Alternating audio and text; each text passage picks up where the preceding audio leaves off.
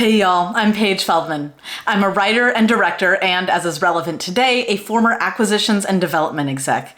And because the Sundance Film Festival starts as of this video dropping tomorrow, Thursday, January 19th, 2023, I figured I would take you through the Sundance Film Festival program, show you how I navigated it when I was an exec, and teach you how to use it to get the information you need so you can leverage it to your advantage and maybe even have your film show in Sundance. So a bit of background about me so you know why I'm qualified to talk about all this.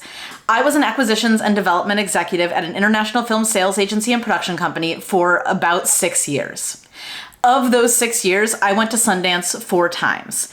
And even the years when I wasn't lucky enough to go to Sundance, my job was to read through the program and learn about every single film playing and make recommendations to the rest of my team as to which films to watch for potential acquisition for distribution and for sales to distributors. When I did go to Sundance, I did some acquisitions of my own. And I also had some failed attempts at acquisitions for other films. I know my way around the Sundance Film Festival program. And like even this mug here that I'm drinking from, this is a Sundance mug from my first year when I went to the festival. See in there? Yeah. Anyway, so now that you know all that, let's hop in and I'll show you around the festival program. So here we are on the Sundance Film Festival webpage. This is the main page. You want to be at festival.sundance.org if you're playing along at home. And this main page is going to feel pretty overwhelming. You have a scroll about buying tickets. There's highlights news here like, oh, the Indigo Girls are performing at opening night. That's pretty cool.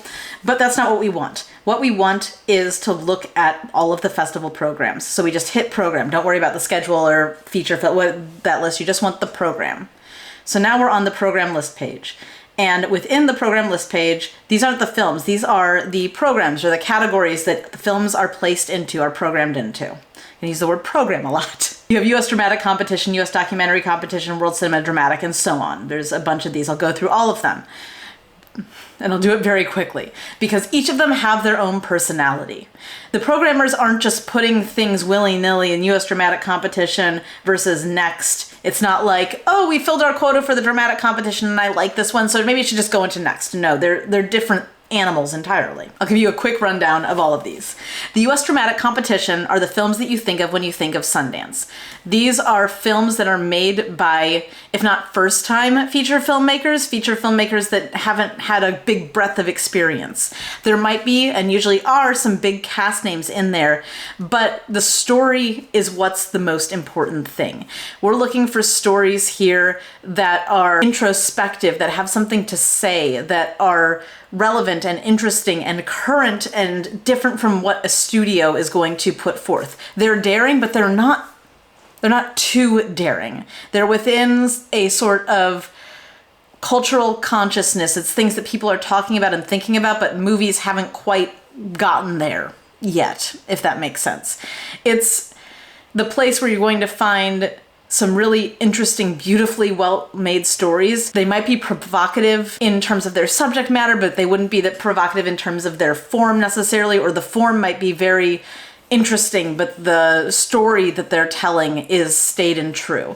So this is independent cinema that has some star quality elements to it, whether it's a writer-director who is up on the rise, or cast who's very interesting, well-known, or some combination of the two, plus a compelling story that fits within a traditional feeling of independent cinema. Next, we have U.S. Documentary Competition. These are documentaries that are made in the United States. Sundance is a U.S. film festival, so there is the U.S. competition, which is the U.S. Dramatic Competition is also films all made in the U.S., and an international competition, which is World Cinema Dramatic. U.S. Documentary are documentaries made in the U.S., typically about issues in the United States. World Cinema Dramatic Competition is similar to the U.S. Dramatic Competition in that it's competition films, it's independent cinema, but they're all made and produced outside of the United States. These films might be a little bit more on the, I don't want to say weird, but on the provocative or experimental side. It's going to be a lot about cultural consciousness,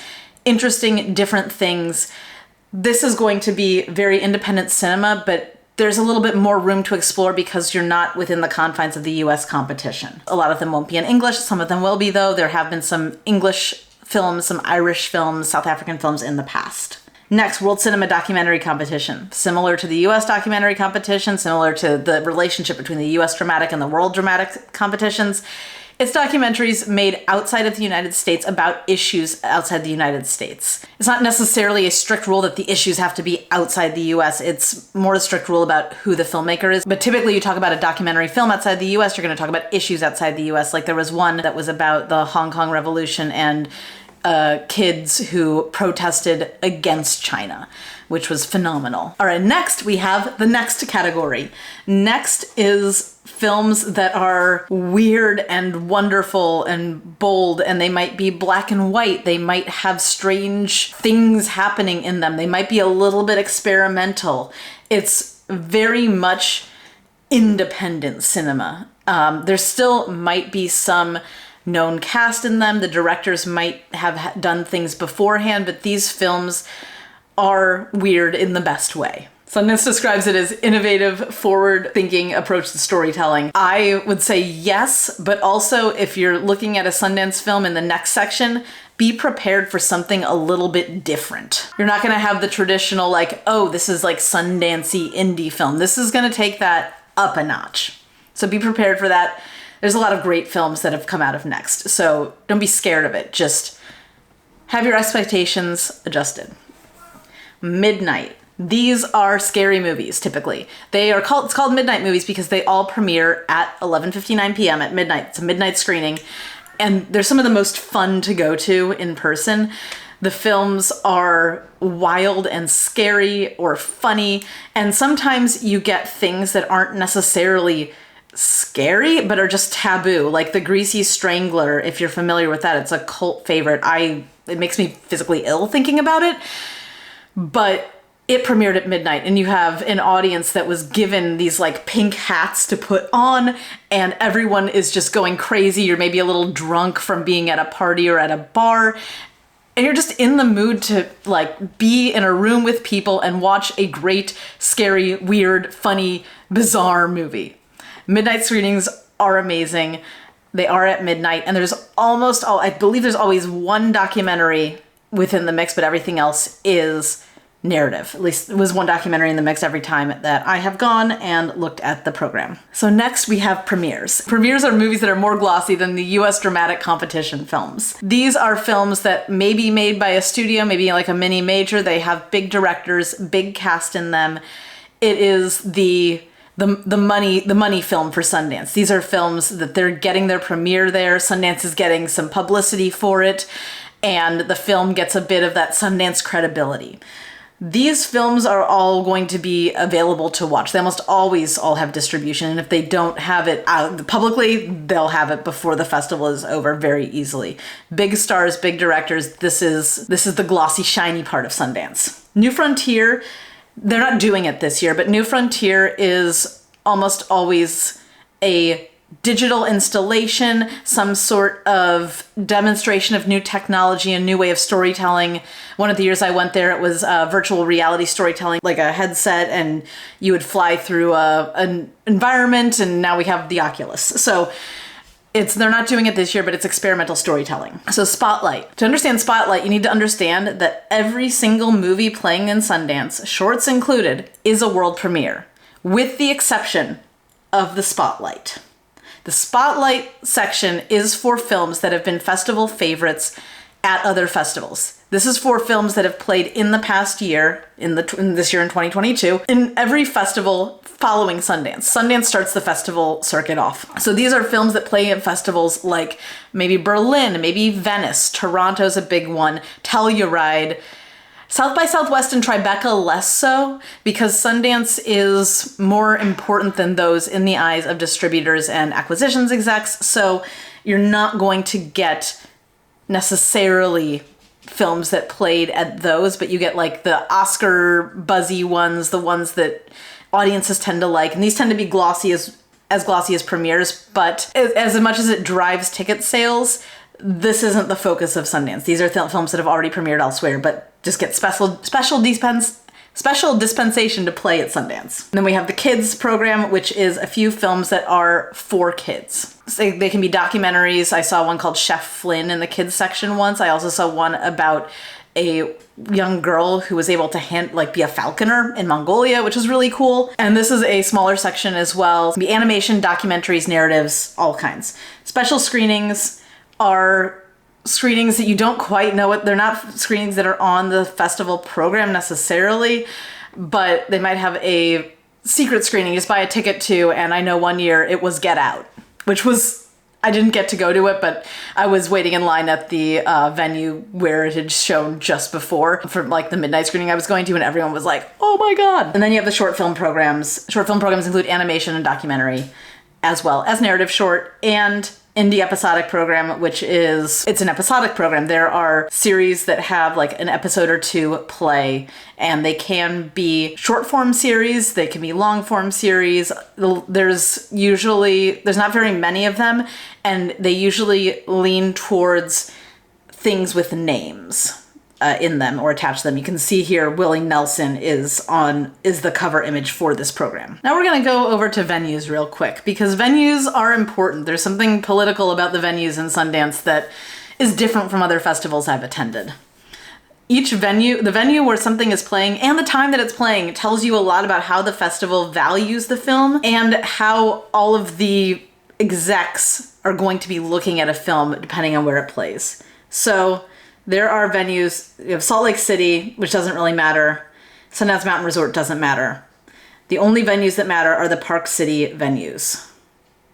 Partner venues, that doesn't matter either. Okay, let's go through here. The Eccles, this is the creme de la creme.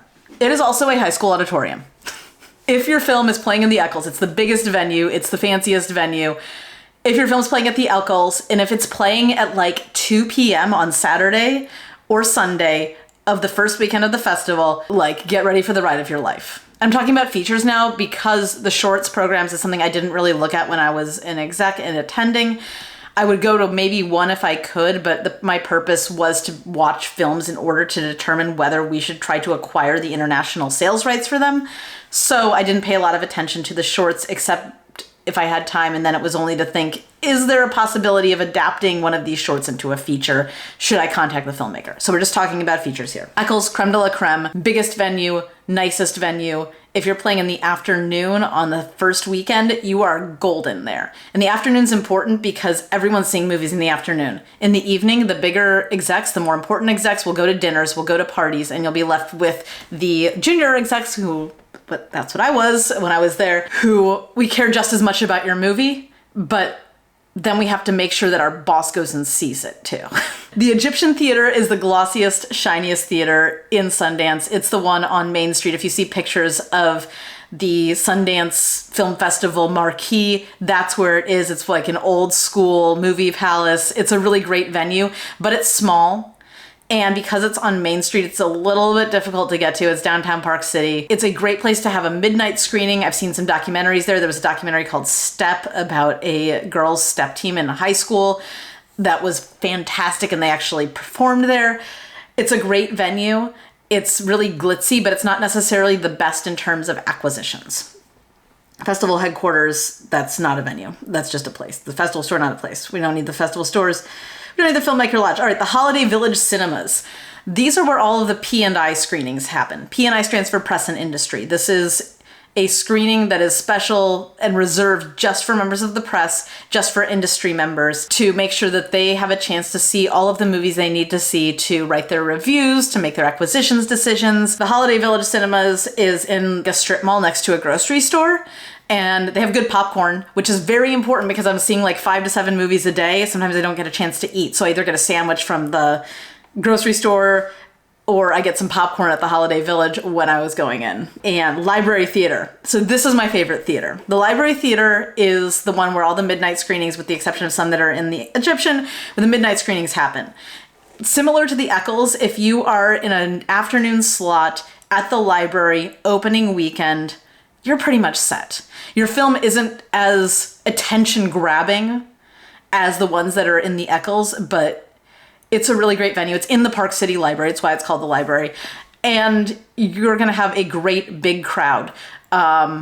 I once literally ran into John Hamm when I was going to the bathroom there, like on the way out to the bathroom. Kerry Washington sat next to me once. Like, this is sort of a star-studded theater. Everyone's just bundled up in there. And you know you're going to see a good movie at the library. It's a great venue for the midnight screenings. Prospector Square, I don't 100% remember. I believe it's like on the other side of the Holiday Village Cinema. It's near the... It's near the festival headquarters. I didn't see a lot of films there. It's not a super popular venue. Yeah, Redstone Cinemas 1 is another, 2 and 7. Those are other press and industry screening locations, but they're far out. Like, it's a whole bus ride to get there. And there are buses in Park City, and they are free, and they are fantastic. But if you're like me, seeing 5 to 7 movies per day, you just walk around Park City. At a certain point, it's easier than waiting for the bus. But if you're going to the Redstone, you need to take the bus. And so it's a pain, but it's a press and industry location, so it makes sense for some press and industry. Oh, interesting. So they've gotten rid of a couple of theaters since I have been there, including the Temple, which is a Jewish synagogue, which was also far away, and the Mark, which was a venue for documentary screenings for the most part and was kind of out of the way as well. I can't speak to the box at the Park or the Ray Theater, but based on their location, 1768 Park Ave and 1776 Park Ave is where the Holiday Village is, and 1255. It's in a great place. It's between the library and the Holiday Village cinemas, and you want to be on Park Avenue, like in those little areas. When you're looking at the program guide, you should take a look at where things are playing. Because if you see the library or the Eccles and you see it's like at a 2 p.m. on Saturday or 5 p.m. on Friday or in 2 p.m. on Friday, anytime in that first weekend that it premieres, you know that the festival thinks this movie's going to hit big. It's a fun little insider tip. All right, now that we know about the venues and know about these types of programs, let's dive into the individual film listings a little bit, and I'll show you what to look for. Let's start with the U.S. Dramatic Competition, because these are the films that are the most Sundance-y of all of them. And let's scroll down here. Let's go to Fair Play. Now, this is a movie I know is made by a first-time filmmaker. Let's see what we can glean about it. So, we have right here is the synopsis of the film. And this is something that the festival programmers write. You have screening times. Let's see what it's playing. It is January 20th, which is Friday at 2 p.m. at the library. And then the second screening is January 22nd, which is still within the first week, which is very important. You want to be screening twice in the first week, is at the X. It's 22nd at 8 a.m. on a Sunday morning, which is like, you can count on everyone to stay through like Tuesday, the 23rd, or stay through Monday, the 23rd. And then on Tuesday, the 24th, which is kind of the start of the second week, everyone's going to start leaving. So you have its premiere at the library, second screening at the Eccles. They love this movie. All right. Okay, scroll down here and we see Meet the Artist. This is where the bio of the writer-director goes, and typically the writer-director or their team writes this. And she is a first-time feature director, which, as we can see, is explosive feature debut. Writer-director, that's exciting. And let's look at the credits. We have executive producer Ryan Johnson. That's pretty intense for your first feature. Cast is Phoebe Dynevor, who is the lead of the first season of Bridgerton, and Alden Ehrenreich, who played young Han Solo. I mean, that's pretty heavy hitters for a first feature. And then let's go look at the company and contact, MRC. MRC is a financing company. So what we know about this film is that despite it being a first-time writer-director, she has some really like industry heavyweights on her side with Ryan Johnson right there. Very in-demand cast and a major financing company at her disposal. She has done really well for herself. We know that this film, Sundance thinks really highly of it. It has great cast and great supporting people around it, despite it being a first-time writer-director. So first-time feature writer-director doesn't mean inexperienced, and it doesn't mean small necessarily. Let's go back here, and we're in the US Dramatic Competition again. Let's take something that might be a little bit less splashy, because you can see from the photo here, you can see Phoebe Dynevor. This is Alden Ehrenreich, but you can't really make out his face. But let's say something that looks a little bit less splashy. Let's say Accidental Getaway Driver. During a routine pickup, an elderly Vietnamese cab driver is taken hostage at gunpoint by 3 recently escaped Orange County convicts. So let's do the same thing here. Click on it. And let's look at the screening times in person. It premieres on Monday. It premieres at the Eccles, but it premieres on Monday. So it's past the first week. We're on the Monday. And second screen's at the library the next day at 11 a.m., but the festival is not prioritizing this film. Meet the artist. He's an award-winning writer and director of Hong Kong descent, born in Manchester, UK, with a background in music, illustration, animation. So this is in the US Dramatic Competition. It's because it's produced as a US film. It doesn't mean that everyone involved with it has to be American. So we look at all of these things. Executive producers, Barbara Broccoli. She did James Bond. Okay, that's interesting. But everything else kind of seems to be, there's Vietnamese names, English and Vietnamese, 114 minutes. Contact TBD at tbd.com. So we don't really know much about it besides maybe like Barbara Broccoli's involved, but maybe it's just she has some money and she's not putting her contacts at MGM per se behind it. So let's get a little more information. This is what I used to do when I was an exec. I would go to IMDb Pro, and there's me, my IMDb account, and it's called the Accidental Getaway Driver. So search the Accidental Getaway Driver. It's right down here. And you scroll down and you go to companies. Now, I know some of you might not have IMDb Pro. I would recommend, if you are serious about looking up information about the Sundance Film Festival and films like this at any point, to just get that 2-week trial and really take it for a test drive, and then back off whenever it feels convenient for you. You shouldn't necessarily waste it just to do Sundance research, but if you are looking to do this and also try to find people to query or reach out to or contact informations for production companies, it's not a bad idea to do it during Sundance, so you can take full advantage of looking up this information. Anyway, so we're on the company contact page, and we can see K-Period Media is a production company. Thunder Road Pictures is a production company. Sony Pictures Worldwide Acquisitions. Okay. That in non-US. So this film, despite having TBD as its contact, is actually being distributed worldwide. I guess not in the US yet. They probably have a different sales agency that we don't even know about.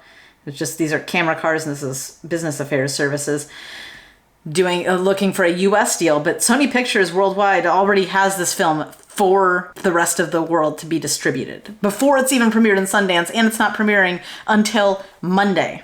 Now, I'm gonna just go back to the program page. Now, not to be all, back in my day, but back in my day, when I attended Sundance, this was not the case. You didn't go to Sundance already having a giant deal, or most films didn't. In the US Dramatic Competition, it was about 50-50. A lot of the films would have sales agents already attached to them before they went into, started the festival, but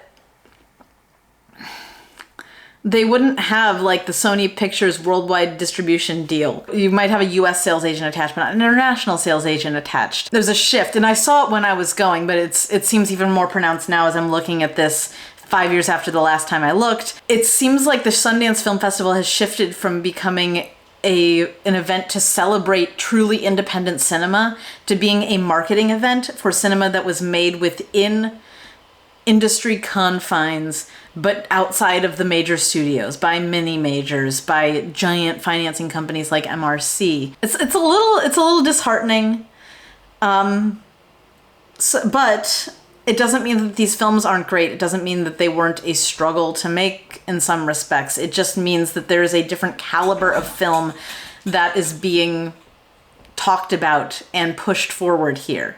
And I understand that Sundance has an expectation that people will show up and they need to bring things to people that'll make them want to show up, especially in a post-lockdown world. But seeing that all of these films in the US dramatic competition have major players involved, has distribution already lined up, things like that, it makes me question how much about Sundance is about independent cinema right now, and how much it is about showcasing really great movies that were made outside of giant studios. Anyway, rant over. Let's go to Next and Midnight, because the US Cinema Dramatic Competition is its own animal. Next and Midnight are often outside of the expected, outside of the norm in a more extreme way. So maybe we will find some interesting information there. Let's check out Fremont. This is black and white, so it most likely will not have distribution yet. My cynical former exec self coming out. So Fremont, it's about an Afghan translator who used to work with the US government who's working at a fortune cookie factory. That's interesting and weird. Like it. That's what I mean about Next. It's not the expected. And it is having its premiere at the Prospector Square Theater on January 20th. So it's on that first weekend, which is great. It's in one of the smaller venues, Prospector Square, but that's what happens with Next. Next films often get put into the less prominent venues. And let's scroll down here. Babak Jalali is a BAFTA-nominated Iranian filmmaker based in London. This is his fourth feature film, so he is definitely an accomplished filmmaker, but hasn't made any huge films, though he did develop his debut at the Cannes Cine Fondation residence, premiered in Locarno. Locarno is a great festival. He's been making films for 14 years now that premiered in Locarno at 2009. And this is another thing you can do, is read all these bios and see what programs these filmmakers are in, because now I know about the Cannes Cine Fondation residence and maybe I'll qualify for that. I can look that up. But back to the film. The credits scroll through for relevant like names that pump out. No one. Principal cast. Oh, Jeremy Allen White. Jeremy Allen White is in The Bear. And you can see my video about that up here, where I analyzed the scene of it. But recognizable cast even in Next, even though he is a TV actor more as opposed to a film actor. And that differentiation is still a bit relevant in terms of international sales, at least when I was working there. It's about star power and name recognizability as opposed to show recognizability. This is ridiculous, but when I was an exec and we would bring up names for cast and try to do casting lists, I would bring up Chris Evans. And the response I would get was, he's Captain America, no one knows his name. Now, obviously that's not true, but The Avengers was seen almost as in that TV show way where it's, you know the character, you don't know the actor. Jeremy Allen White, though, he is a recognizable name, at least to me. The Bear is recognizable. There's something in there. There's recognizable cast, even in Next, even in the weird category. And let's see, the contact is hello at extraaproductions.com. That, to me, is a production company. So let's see if this one's going to be sold. Let's see. Fremont. All right. We click on companies. Budamar is a production company. Extra A Productions, production company. Film Emporium Insurance, the producers wish to thank. Oakland Fortune Factory, I guess it's a fortune cookie company. There's no sales agent listed. There's no distribution company listed. There may be a sales agent already on board and they're just not being public about it on IMDb. But that is something that as a sales agent, when I worked for them, I would know, because the major agencies would send out their slates of Sundance films that they were representing, and we'd know which ones were available, which ones weren't. But Fremont looks like it's going to go to Sundance to go to market, which is awesome, because that is kind of what Sundance is for. It's for letting new, underappreciated voices speak, show their films, and hopefully find recognition within the industry in order to build a career as a filmmaker, as an artist. Let's do one more film here. Let's go back to Midnight. All right, let's go down to My Animal.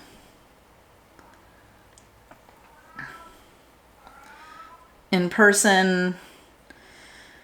It premieres at the Ray, which I'm not familiar with, at 10:55 p.m. PST. Oh, this is on PST, which it's Mountain Standard Time. I guess it just adjusted to my time zone. So 11:55 p.m. Mountain Time at the Ray Theater, which I guess is a new theater I'm not familiar with, but it's not the library, so unless they stopped doing libraries midnight screenings, I'm like showing my age. Okay, anyway. And the second screening is the next day at the Egyptian Theater. This is on Sunday and Monday, so it's a little bit late in the program, but it started on that first weekend. So Jacqueline Castell is an internationally award-winning director and screenwriter. She has short film work that's screened at Sundance, South by Southwest, Rotterdam, Sitges, and Fantasia. So Sitges and Fantasia are both horror-focused festivals. Sundance loves showing their alums again, their next work. So the fact that she got into Sundance once, very good for her. Very good for you if you got into Sundance. I mean, very good anyway, but like if you want to be part of Sundance, getting into Sundance in some way is the best way to do it. Principal cast, I don't recognize any of these names off the top of my head.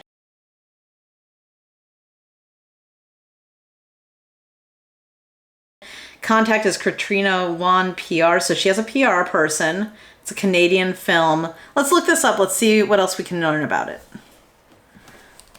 My Animal.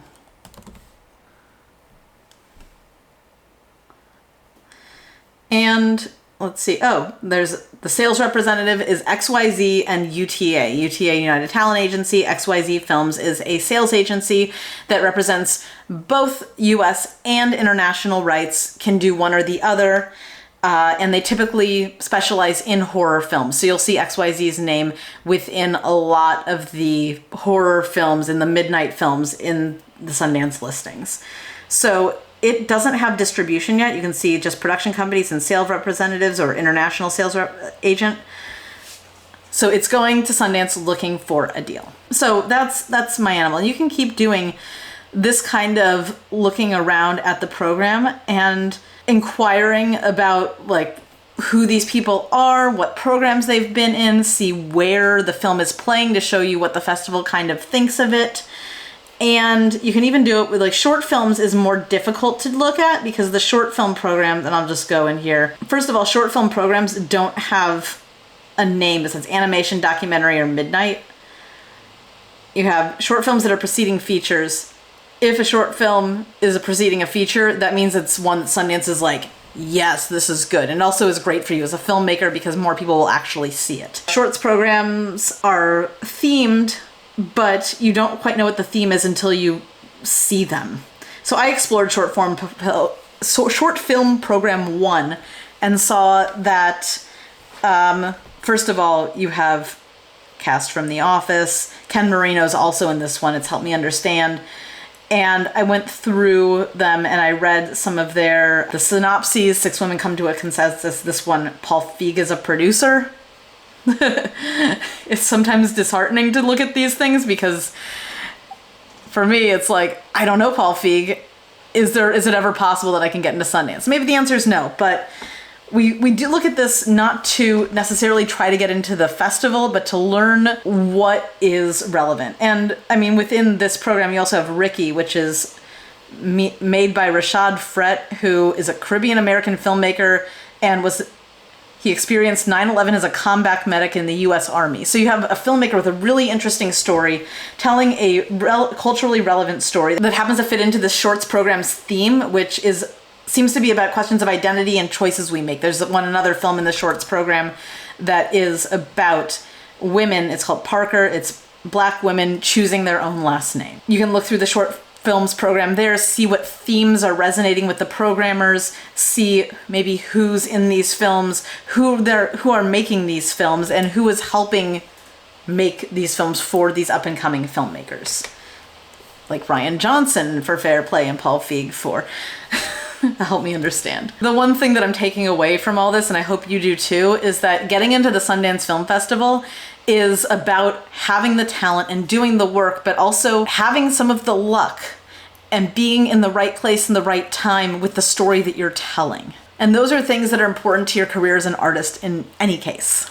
The other thing is that these thematic similarities and coincidences aren't specific only to the short films program. You can see what's resonating with programmers just by looking at the contents of the programs, especially more themed programs like the Midnight program. I'm gonna go back there for you. The Midnight program, if you read the synopses, there's so much about parenthood, birth, reproduction. There's literally a film called Birth Rebirth about a single mother and a childless morgue technician.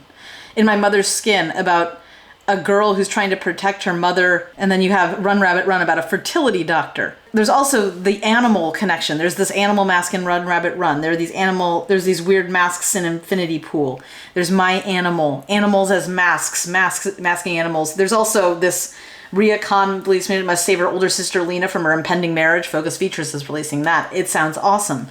But it's also about familiar relationships. So you'll see like a sort of collective consciousness of the program by reading them. And that can also help you figure out not necessarily what themes you should be covering, but why choices were made. And at least for me, understanding the choices being made and how they were made helps me to figure out how I should strategize about my own work that I've created outside of these strictures. And not saying that if I'm making a horror film about birth and motherhood, I shouldn't submit it to Sundance, but their Midnight section this year is about a lot of birth and animals and masking yourself. And if you have any of those themes, it's not going to hurt, but they also might want something different the next year. That's something else I found out about Sundance, is that there would be the depressing year and then the happy year, and they would alternate. I don't get very happy on the even years, because at least when I was going, those were the ones where it tended to be more uplifting films, because I guess the year past they did a lot of less so. So now that you know how the Sundance program works, go on and explore. You can take a look at films that are inspiring you and see who's making them, who's in them, and what themes you're finding there. There are still tickets left if you want to attend virtually. I'm seeing 5 films, plus I have tickets to all the shorts programs because I want to learn more about the shorts that Sundance is interested in, because maybe, hopefully, my proof of concept feature that I'm making is something that could be submitted to Sundance and potentially get included, because if I can get included, that gives me a whole hell of a lot of leverage to help make my feature and get that money that I need to do it. If you have any questions about the Sundance program, please leave them in the comments below. And if this video was helpful to you, please hit the like button.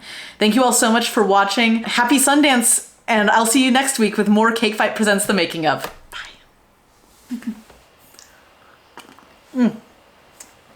I spilled it myself.